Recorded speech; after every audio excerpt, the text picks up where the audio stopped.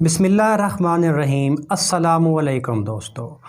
آپ میں سے اکثر لوگوں نے سنا ہوگا کہ پانی کے بغیر انسان زندہ نہیں رہ سکتا۔ اگر اسی جملے کو ایک دوسرے انداز میں دیکھیں تو یہ جملہ اس انداز میں بھی پورا آ سکتا ہے کہ پانی کے بغیر انسان سیاسی اور جغرافیائی کسی بھی لحاظ سے زندہ نہیں رہ سکتا۔ اگر ایک طرف پانی انسان کی بایولوجیکل نیڈز کو پورا کرتا ہے تو دوسری طرف یہ انسان کی سیاسی ضروریات کا پیش خیمہ بھی بنتا ہے۔ سائنٹیفک ریسرچ کے مطابق بھی اگر انسانی جسم میں 70% پانی موجود ہے تو زمین پر بھی 70% ہی پانی موجود ہے، اور تاریخ انسانی اٹھا کے دیکھ لیں، جنگوں کی سب سے بڑی وجہ پانی ہی نظر آتا ہے۔ اور ابھی حال ہی کی بات کریں تو 1979 میں اگر روس افغانستان میں آیا تھا تو اس کے پیچھے پانی ہی تھا، اور اگر آج چین کا ون بیلٹ ون روڈ منصوبہ چل رہا ہے تو اس کے پیچھے بھی پانی ہی ہے۔ یہ بندرگاہوں کا وہ کھیل ہے جس کی وجہ سے امریکہ ساؤتھ چائنا سی میں موجود ہے۔ لیکن آج ہم جس پہ بات کریں گے وہ ایسٹ میڈیٹرین ہے، جہاں پہ ترکی اور یونان کے بیچ میں کشیدگی میں اضافہ ہوا ہے۔ ہم سمجھنے کی کوشش کریں گے کہ آخر ایسٹ میڈیٹرین سی کیا ہے، ترکی اور یونان کے بیچ میں تنازع کیا ہے، اور اس کشیدگی کے خطے پر کیا اثرات ہوں گے۔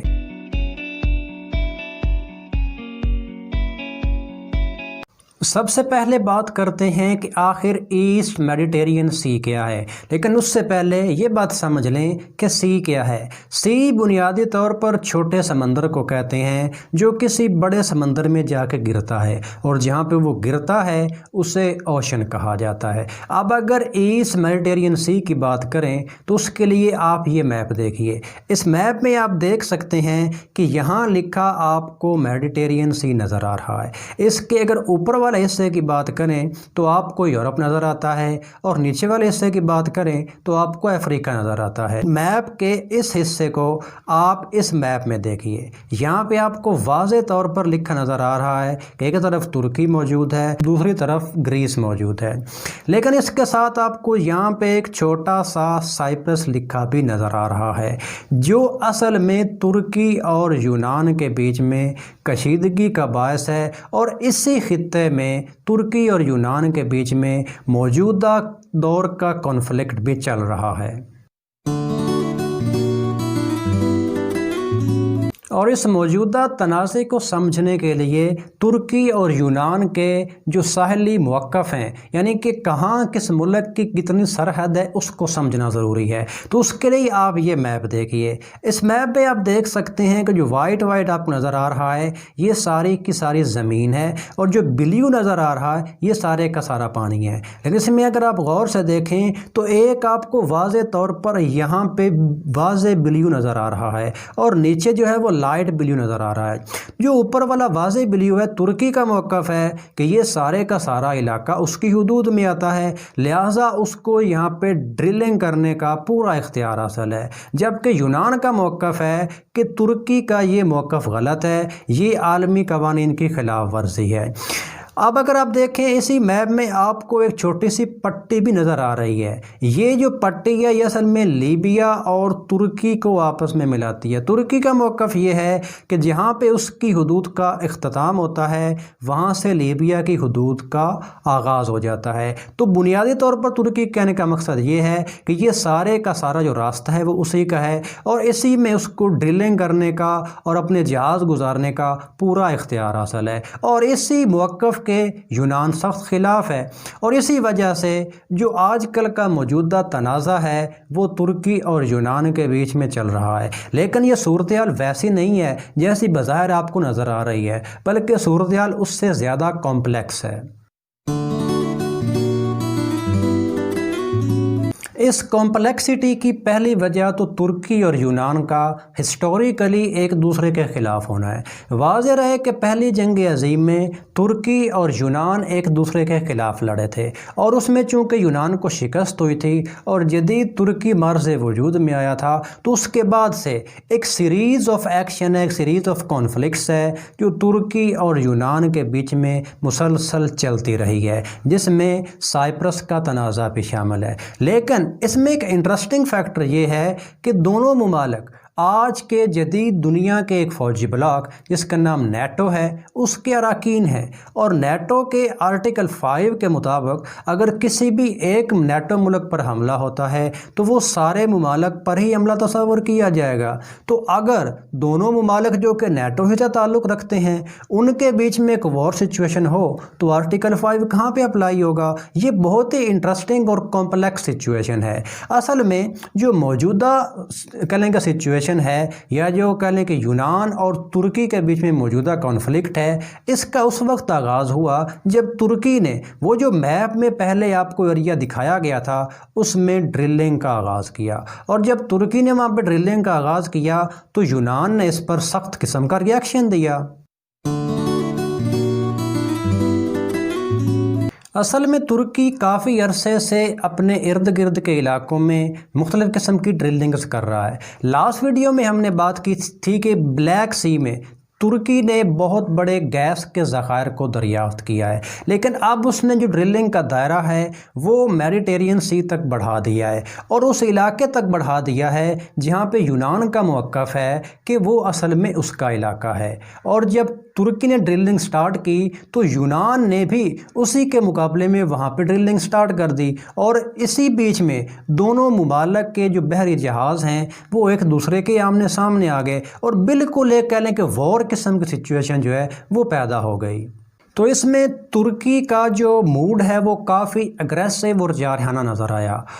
ترک صدر رجب طیب اردوان نے حال ہی میں ایک تقریب سے خطاب کرتے ہوئے کہا تھا کہ ایسٹ میڈیٹرینین سی میں اپنے مفادات کے تحفظ کے لیے ترکی کسی کو کسی قسم کی رعایت نہیں دے گا۔ یہ بہت ہی شدید اور سخت قسم کا بیان تھا۔ تو اب یہاں پہ ایک اوبیس سوال آپ کے ذہن میں پیدا ہو رہا ہوگا کہ آخر ایسٹ میڈیٹرینین سی میں ایسا ہے کیا کہ دونوں ممالک ایک وار سچویشن میں آ گئے ہیں؟ تو اس کے پیچھے بہت سارے عوامل موجود ہیں۔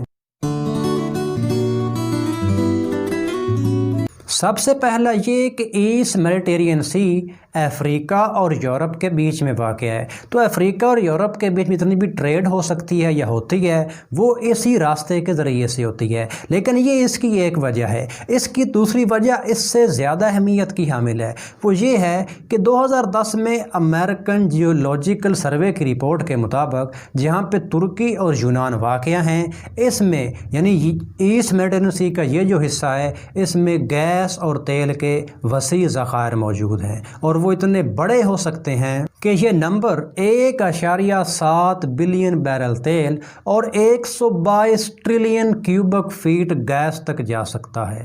اب اندازہ کر لیں کہ اتنی بڑی تعداد میں اتنے بڑے ریزرو جو ہیں وہ اگر کسی ملک کے آس پاس موجود ہوں تو وہاں پہ وار سچویشن پیدا نہ ہو تو اور کیا ہوگا؟ تو یہ اصل میں وہ بنیادی وجہ ہے جس کی بنیاد پر حال میں ترکی اور یونان کے بیچ میں کشیدگی میں سخت اضافہ ہوا ہے۔